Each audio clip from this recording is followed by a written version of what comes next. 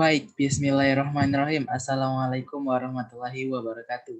Salam sejahtera untuk kita semua. Alhamdulillahirabbil alamin. Puja dan puji syukur marilah kita panjatkan kepada Allah Subhanahu wa taala yang mana atas rahmat dan hidayahnya lah sehingga kita dapat beraktivitas secara normal walaupun dalam masa pandemi saat ini. Salawat beriringkan salam tak lupa kita hadiahkan kepada roh junjungan alam yakininya Nabi besar Muhammad Shallallahu Alaihi Wasallam dengan mengucapkan Allahumma sholli ala Sayyidina Muhammad wa ala ali Sayyidina Muhammad. Assalamualaikum ya Rasulullah.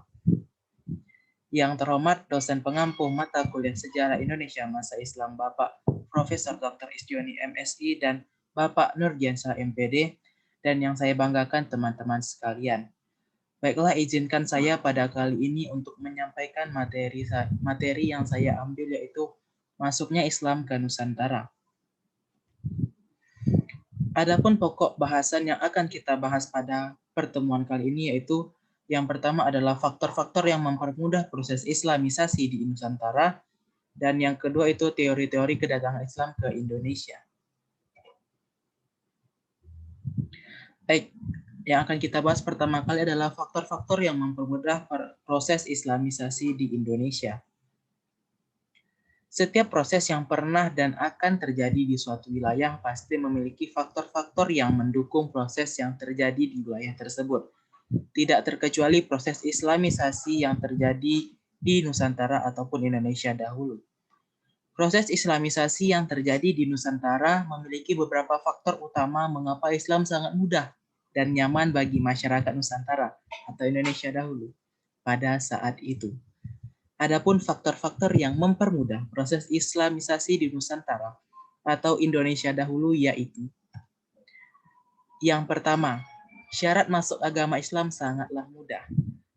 Syarat masuk agama Islam sangatlah mudah itu adalah dengan yang kita ketahui dari kecil adalah syarat masuk agama Islam itu dengan mengucapkan dua kalimat syahadat saja, yaitu asyhadu alla ilaha illallah wa asyhadu anna muhammadar rasulullah. Dengan mengucapkan dua kalimat syahadat tadi, kita telah resmi masuk dalam agama Islam. Karena itulah agama Islam sangat mudah diterima oleh masyarakat Nusantara pada saat itu.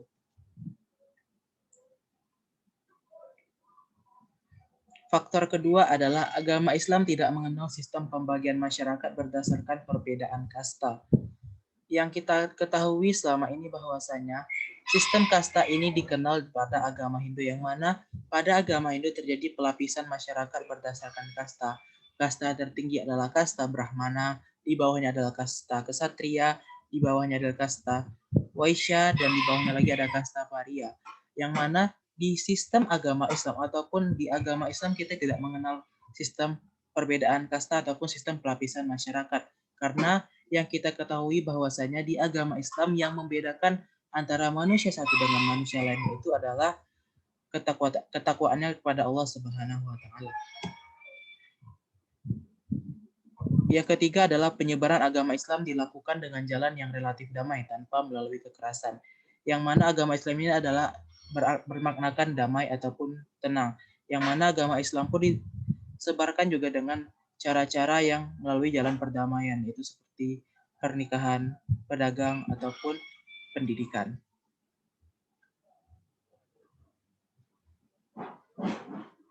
Adapun faktor berikutnya yaitu sifat masyarakat Nusantara yang ramah tamah memberi peluang untuk bergaul lebih erat dengan bangsa lain.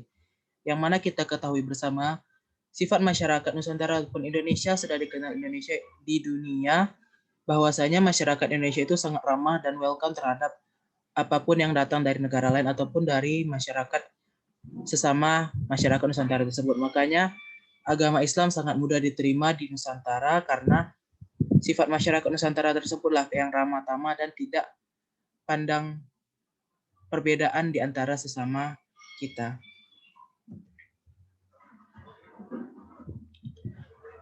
Faktor berikutnya itu adalah upacara-upacara keagamaan dalam Islam lebih sederhana. Yang mana upacara-upacara keagamaan dalam Islam itu seperti sholat, zakat itu tidak memerlukan atribut-atribut ataupun perlengkapan-perlengkapan yang sangat banyak. Seperti sholat kita hanya perlu suci tempat, suci badan, dan suci pakaian. Beranjak kita ke ke materi selanjutnya, itu adalah teori-teori kedatangan Islam ke Indonesia. Yang pertama adalah teori Gujarat. Teori ini dinamakan dengan teori Gujarat, bertolak dari pandangan yang menyatakan asal negara yang membawa agama Islam ke Nusantara dari Gujarat ataupun India. Adapun peletak dasar dari teori ini adalah Snokkhurgronje.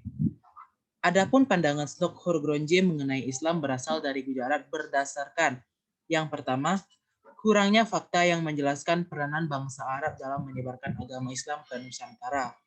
Yang kedua, hubungan dagang Indonesia-India telah terjalin sangat lama sekali. Dan yang ketiga, inskripsi tertua tentang Islam terdapat di Sumatera, memberikan gambaran antara hubungan antara Sumatera dengan Gujarat ataupun India.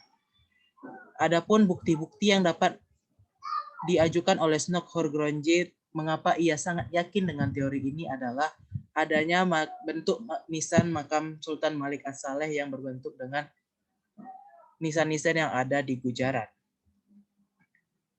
Ini adalah gambar peta teori dari Gujarat yang mana dapat kita pahami ataupun dapat kita teliti bersama dari gambar tersebut adalah teori ini bermula dari Gujarat, yaitu berada di India ataupun berada di Asia Selatan, yang dibawa oleh para pedagang-pedagang yang akan berniaga ke negara-negara berikutnya. Yang berikutnya mereka pun melakukan perjalanan menuju ke Banda Aceh pertama kali, yang mana disitulah ditemukannya nisan makam Sultan Malik As-Saleh yang menyerupai dengan nisan-nisan yang ada di Gujarat. Dan berkembanglah mereka semua hingga menuju ke China. Itulah sedikit gambaran perkembangan Islam yang dibawa oleh para pedagang Gujarat yang berdasarkan teori Gujarat. Berikutnya itu adalah teori Mekah. Teori ini dikemukakan oleh Buya Hamka. Hamka menolak pandangan yang menyatakan bahwa agama Islam masuk ke Nusantara pada abad ke-13 Masehi dan berasal dari Gujarat. Hamka lebih mendasarkan pandangannya peranan bangsa Arab diikuti orang Persia dan Gujarat sebagai pembawa agama Islam ke Indonesia. Gujarat dinyatakan sebagai tempat singgah semata dan Mekah sebagai pusat atau Mesir sebagai tempat pengambilan ajaran Islam. Analisis Hamka berbeda dengan sejarawan Barat atau Orientalis dengan menambahkan pengamatannya masalah mazhab Syafi'i sebagai mazhab istimewa di Mekah dan mempunyai pengaruh terbesar di Indonesia. Yang mana menurut teori Mekah yang dikemukakan oleh Hamka ini, Islam itu sudah ada sejak abad pertama Hijriah yang telah disebarkan oleh pada masa Rasulullah ataupun pada masa Khulafaur Rasyidin, yang mana Islam itu sudah sampai ke Indonesia sejak saat itu. Dan adapun kesamaan-kesamaan ataupun bukti-bukti yang menguatkan teori Mekah ini adalah yaitu kesamaan mazhab yang ada di Indonesia dengan mazhab yang ada di Mekah, dan adanya kampung Pekojan yang ada di Indonesia itu adalah kampung Arab, yang mana kampung itu didominasi oleh para pedagang dari Arab yang menetap di Indonesia. Ini gambar sekilas dari penyebaran teori Mekah ataupun penyebaran Islam yang dimulai dari Mekah. Yang mana dimulai dari Mekah itu, ini teorinya secara penyebaran Islam yang berada di Mekah ke seluruh dunia. Tapi kita akan ambil secara ringkas untuk ke Indonesia. Yaitu teori itu berasal dari Mekah. Dan dia akan bergerak terus menuju ke Iran ataupun ke Persia. Itu merupakan tempat singgah. Dan mereka pun langsung menuju ke arah Gujarat. Yang mana itu yang telah disampaikan oleh Hamka tadi. Itu adalah tempat persinggahan semata. Dan terus berjalan hingga ke Indonesia. Dan menyebarlah kepada seluruh dunia hingga ke Cina. Jadi itulah gambaran singkat bagaimana Islam berkembang menurut teori Mekah yang telah dikemukakan oleh Buya Hamka. Beranjak ke teori berikutnya, itu adalah teori Persia. Pembangun teori Persia di Indonesia adalah P.A. Hussein Jaya di Ningrat. Fokus pandangan teori ini tentang masuknya agama Islam ke Nusantara berbeda dengan teori Gujarat dan Mekah yang dikemukakan oleh Snokkhurgronje dan Buya Hamka.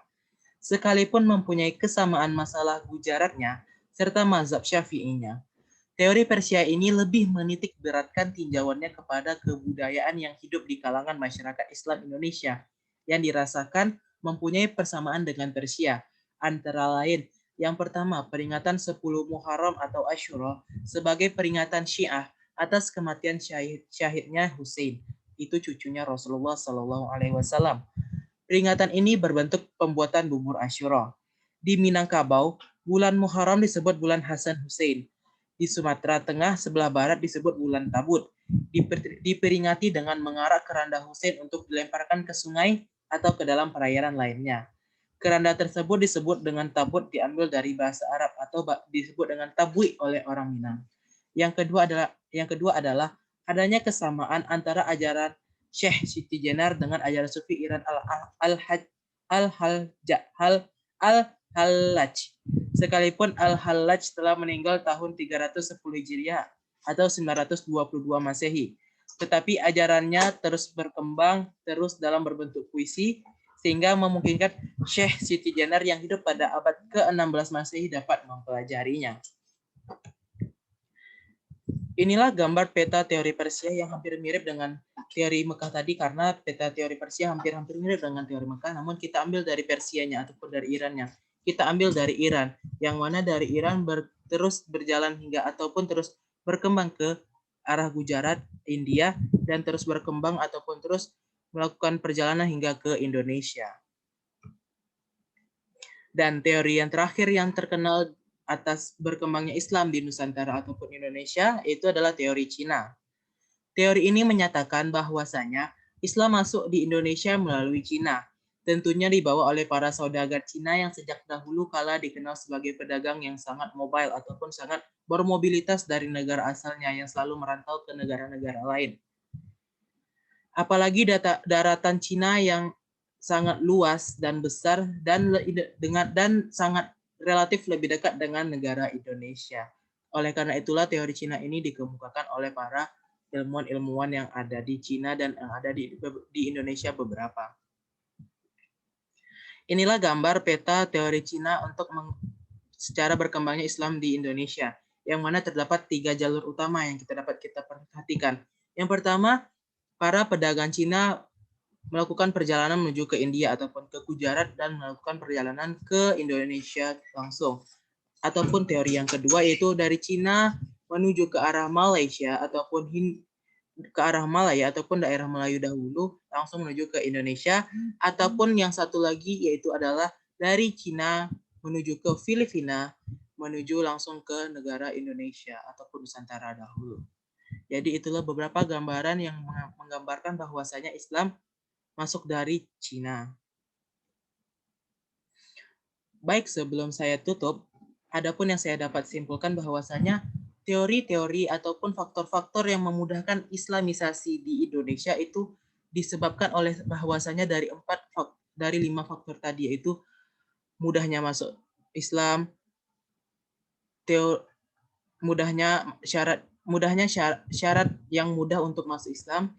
Yang kedua, adanya Islam itu disebarkan dengan relatif damai. Yang berikutnya, kajian-kajian ataupun acara-acara keagamaan Islam itu sangatlah sederhana. Dan yang lain berikutnya, dan itu pun agama Islam ataupun penyebaran yang oleh teori-teori tadi itu didominasi oleh para pedagang, yang mana yang kita ketahui bahwasanya Islam masuk ke Indonesia itu dengan berbagai jalur. Ada jalur perdagangan, ada jalur perkawinan, ada jalur pendidikan, ada jalur tasawuf, ada jalur politik, dan ada jalur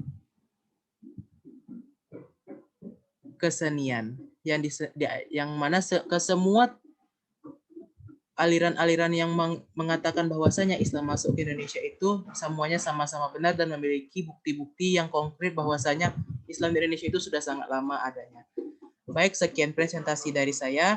Apabila ada kesalahan kata ataupun tersilap dalam penyampaian materi ini, saya mohon maaf yang sebesar-besarnya. Saya akhiri dengan Assalamualaikum warahmatullahi wabarakatuh dan salam sejahtera untuk kita semuanya.